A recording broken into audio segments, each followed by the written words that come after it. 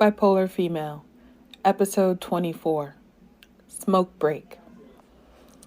Niece, I never used to think of being able to take a walk outside or having the ability to open a window as freedoms until I ended up in a mental hospital. Within the confines of the Girl Interrupted Hospital, the temperature was comfortable in every way at all times of day. Never too cold to walk around during the day, never too hot to fall asleep at night. But every day I walked past doors that would not open for me.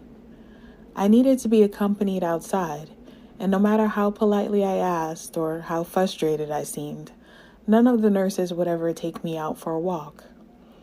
As the days passed and they continued to refuse to let me go outside, I felt my spirit begin to weaken a bit. Then one day I noticed a group of people leave the ward together with a nurse. I wasn't quite sure where they were going, but by that point, I would have gone anywhere. Pretty soon I learned that the group granted easy access on and off the ward were the smokers. Now, I've never smoked a cigarette.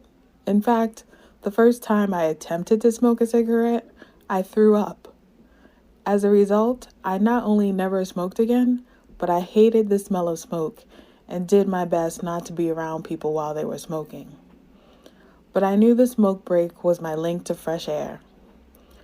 At first, I thought the nurse wouldn't let me go because she knew I wasn't a smoker and I didn't have any cigarettes. But to my surprise, when all of the smokers huddled together to go out for the smoke break, she let me go with them.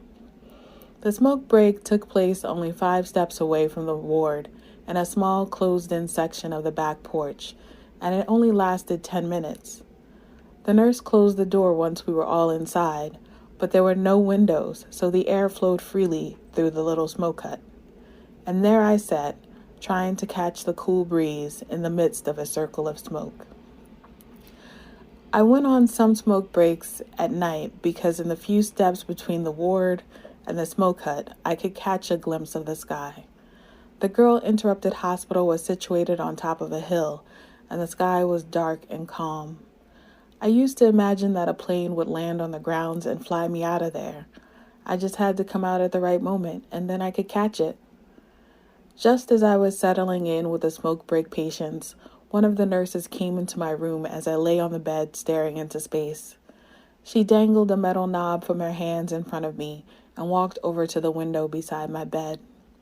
She placed the metal knob on a screw sticking out from the window and began to turn the knob. She blocked my view a bit, so I wasn't quite sure how she was doing whatever it was that she was doing, but then I felt it. The breeze. She'd opened my window. "You can ask for the crank when you want to open the window." She dangled the metal knob in front of me once again, as if to remind me that she had the key and the power over me that came with it, and then she left. I didn't have to find her to ask her to close the window. She came back to close it before her shift ended. "You don't have to go on smoke breaks anymore. You can't stand the smoke anyway." She closed the window and left.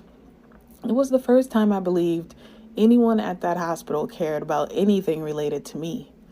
I was the only black student. There were other students, but they were all white, and they all came from rich families. My family had insurance, and their families had deep pockets. It was rumored that I was the only person in the entire hospital who wasn't paying full price for their stay. And it seemed to me that the white people could come and go as they pleased. I was offered no passes to go anywhere with anyone, and it was clear they didn't even want me to step 5 feet outside of the ward to the smoke hut on smoke breaks, even though I was willing to get cancer just to see the sky and inhale unfiltered air. But this nurse made me think maybe they were thinking about me in some way. It was a simple gesture, but if she'd never offered it, I would have never received it. I didn't know to ask for a crank to open the window. I assumed the windows didn't open, and there was no way they could ever open. But once I knew they could open, I requested someone to open my window pretty much every day. I say pretty much every day because not every nurse would do it for me, but I learned who to ask and when to ask them. I breathed deeply for a few hours each week, and that lifted my spirit, if only slightly, because it gave me something to look forward to. That crank was just one of the things I needed to survive in the Girl Interrupted hospital. But now, when I'm at a low point, I think, what would be a good crank for me right about now? It's good to know what that one thing is that keeps you going a little bit longer. Until next time, this is your Aunt Sia saying, stay strong, stay healthy, and know that you are loved. We can learn together, we can grow forever.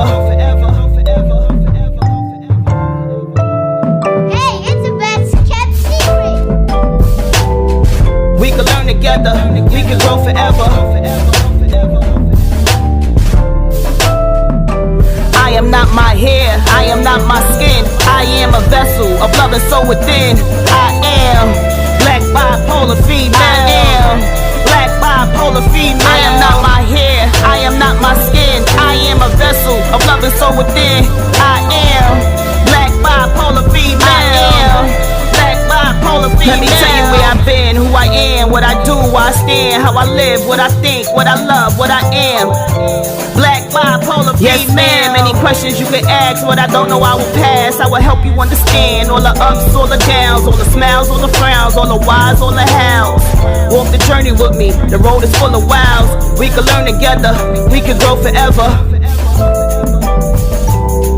We can learn together, we can grow forever.